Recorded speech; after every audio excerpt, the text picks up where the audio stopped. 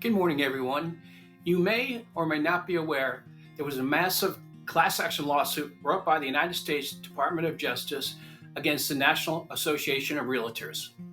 As a result of this lawsuit and the settlement that was reached, effective August 17th, there'll be some major changes that realtors need to make pertaining to the relationship between a buyer and the buyer's agent, and how the buyer's agent's commission is communicated to you as a buyer.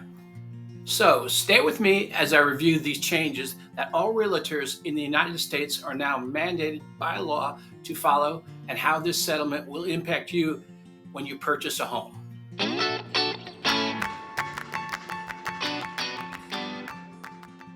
Hi, this is Bob Crush. I'm a realtor here in South Carolina, covering the Grand Strand from Little River all the way down to Georgetown. If you like this video, please hit the like button and subscribe to my channel so you can receive videos of the real estate down here in the Grand Strand and other great real estate tips. To give you a little background, prior to this settlement, when sellers contracted with the listing agent and they had their home listed on the MLS is the multiple listing service, the seller was able to negotiate a commission they will pay to the listing agent. In return, the listing agent would share a portion of the total commission, usually a percent of the sale price, with the buyer agent, and this commission would be listed on the MLS. Well, the Justice Department said that this was an antitrust violation.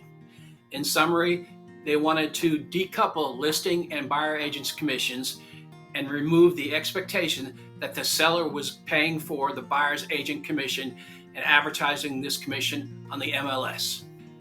Basically, the seller will now be negotiating with the listing agent for the listing agent's commission, and the buyer will now be negotiating with the buyer's agent for the buyer's agent commission.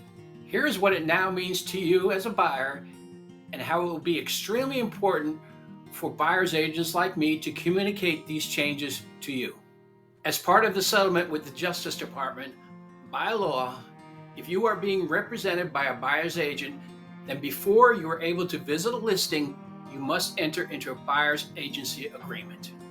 In this buyer's agency agreement, I will discuss my role as your buyer's agent, the terms and details of this agreement, as well as negotiating the commission I will charge the buyer as your buyer's agent. Okay, everybody, it's time for a little time out because I know you're probably more confused than ever, but I want you to clear your minds, and now I want to discuss a little bit more about how things really are going to be during this new change that we have effective on August 17th. I know what you're thinking right now. You're saying, Bob, if I sign up with you as buyer's agent and I buy a $300,000 house and your commission is 3%, that means I'm responsible for paying $9,000 to you at closing for your commission, where before the seller would always pay that commission. Well, let me put your minds at ease just a little bit. In the past, sellers always had the right to negotiate the commission that was paid to the listing agent. And also they could negotiate the amount of commission that is shared as a co-broke to the buyer's agent. What I want to show you is a chart of active listings, single-family houses in Horry County as of August 2nd, I believe it is, just to give you a little idea of what was going on in the past, and I think you might be happy as we move forward. This is a chart of the current active single-family homes that are listed on the Coastal Carolina Association of Realtors MLS as of August 2nd, 2024. Even though there is no requirement for the seller to pay an incentive for buyer's commission, over 95% of the current listings, which are 3,429, have offered some type of concession to the buyer's agent. Now, why do they do this if they're not required? Well, you know the old saying that before you go fishing, make sure you have a worm on your hook. The seller wants to get the home sold. The more people they have coming through and seeing the house, the better chance they have of selling the house.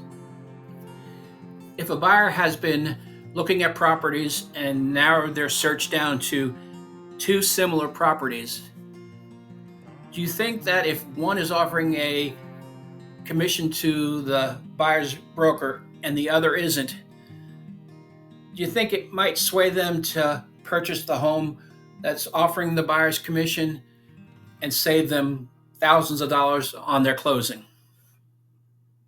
So I really believe moving forward that a vast majority of sellers are going to offer some type of buyer's commission incentive on their listing. Now remember, under the new law, any mention of buyer commission has to be removed from the MLS and other related MLS documents.